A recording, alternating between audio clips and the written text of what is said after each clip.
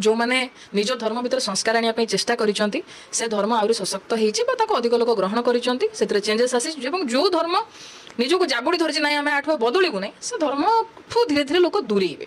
तेणु आपण जो मेन मेन रिलीजन गुड़ाक देखिए जोटा मुझे इस्लाम धर्म कथा कहली हिंदू धर्म कथा कहली सेमती आप ख्रीस्टियन धर्म भितर भी से किसी कथा पाइबे। मो मझे देखुली जे आमर कुरान रे मध्य केमती महिला जो महिला कथा न शुणिबे स्वामीर कथा न मानिबे से मानकु केमती अल निशान चैप्टर रे बोधे सेटा अछि जे तांकु केमती तमे दंड दब कौन कौन से लिखाई है।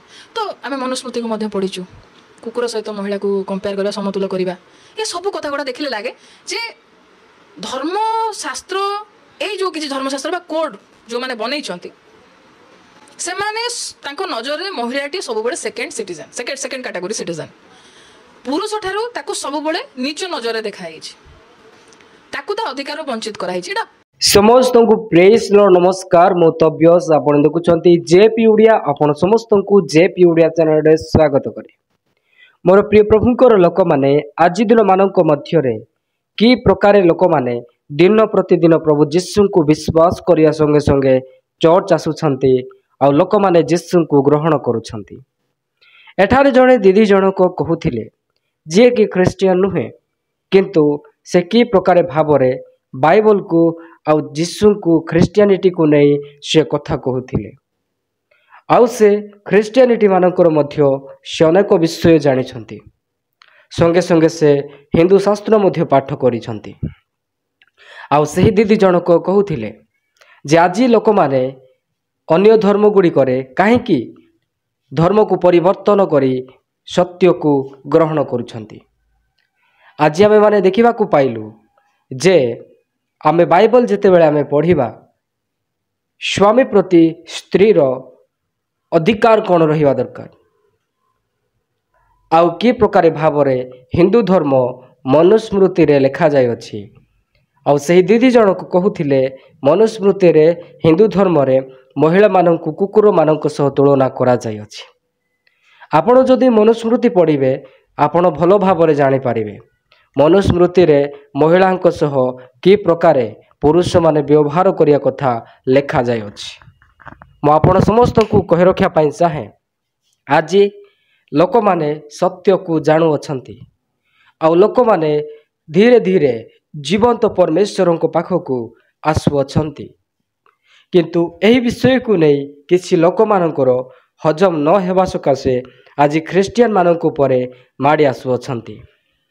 अनेक लोक माने कहंती आमे बदलिबु नाही किंतु मु कहिया पाई चाहे बदलिबा न बदलिबा कथा आपणकर किंतु लोक माने जेतेबेले सत्य प्रभु को जानिबे सेतेबेले निश्चिंत बदली जिवे कारण सही परमेश्वर आम मानू से समस्त पाप एवं मिथ्यारू आमको बदली दियंती आउ सही प्रभु जीशु सत्य अटंती।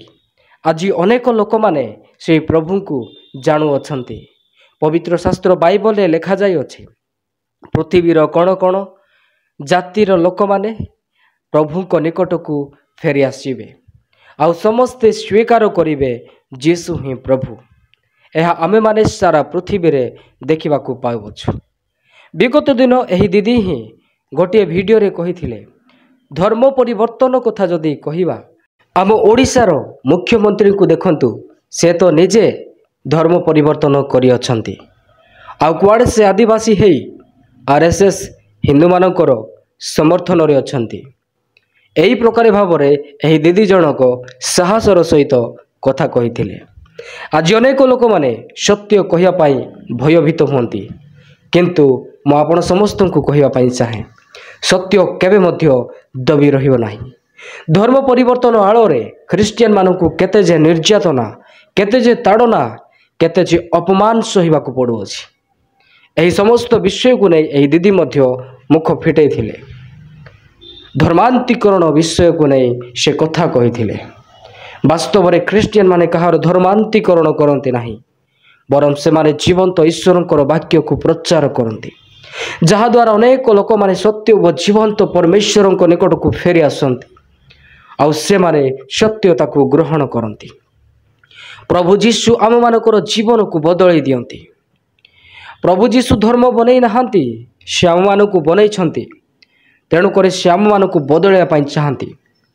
ପ୍ରତ୍ୟେକ ଭୁଲ ଠାରୁ, ପ୍ରତ୍ୟେକ ପାପ ଠାରୁ, ପ୍ରତ୍ୟେକ କୁକର୍ମ ଠାରୁ, ପ୍ରତ୍ୟେକ ମନ୍ଦ ବିଚାର ଠାରୁ ସେ ଆମମାନଙ୍କୁ ବଦଳିବା ପାଇଁ ଚାହାନ୍ତି ଆଉ ଅନନ୍ତ ଜୀବନ ଦେବା ପାଇଁ ଚାହାନ୍ତି, ଯାହା ସେ 2025 ବର୍ଷ ପୂର୍ବେ ସେ ଆମମାନଙ୍କ ପାଇଁ ନିଜର ପବିତ୍ର ରକ୍ତକୁ ବହାଇଲେ। ସେ ଆଜି ମଧ୍ୟ ପ୍ରତ୍ୟେକକୁ ଆହ୍ୱାନ କରନ୍ତି, ଅନନ୍ତ ଜୀବନ ଦେବା ପାଇଁ ଚାହାନ୍ତି। ତେଣୁକରି ମୋର ପ୍ରିୟମାନେ, ଆପଣ ପ୍ରସ୍ତୁତ ହୁଅନ୍ତୁ ଆଉ ପ୍ରଭୁଙ୍କ ରାଜ୍ୟ ପାଇଁ ରେଡ଼ି ରୁହନ୍ତୁ। ବାଇବଲ ପଢ଼ି ବାଇବଲର ବାକ୍ୟ ଅନୁସାରେ ନିଜର ଆଚରଣକୁ ବଦଳାନ୍ତୁ, କାରଣ ଏହି ଜୀବନ କିଛି ଦିନ ପାଇଁ ଅଟେ। ତାହାପରେ ଆମେମାନେ ସମସ୍ତେ ଜୀବିତ ପ୍ରଭୁଙ୍କଠାରେ ଆମେମାନେ ସାମ୍ନାରେ ଠିଆ ହୋଇ ବିଚାରିତ ହେବା। ସେହିଦିନ ଆମେ କ'ଣ କହିବା? ତେଣୁକରି ବାଇବଲ ପଢ଼ି ସେହି ଜୀବନ୍ତ ପରମେଶ୍ୱରଙ୍କ ବାକ୍ୟ ଅନୁସାରେ ସମର୍ପିତ ହେବା। ତେବେ ଆପଣ କ'ଣ କହିବେ? ଆପଣଙ୍କର ମତାମତ କମେଣ୍ଟରେ ଲେଖି ଜଣାନ୍ତୁ। ପୁଣି ଦେଖାଇବା ଆଗାମୀ ଭିଡ଼ିଓରେ। ଆପଣ ସମସ୍ତଙ୍କୁ ପ୍ରେଜ୍ ଲର୍ଡ। हर लाइक हर कमेंट की कीमत हमेशा रहेगी हमारी पहचान।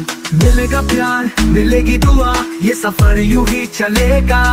प्रभु को महिमा मिले आप सभी ऐसे ही साथ बने रहे। जय मसीह की।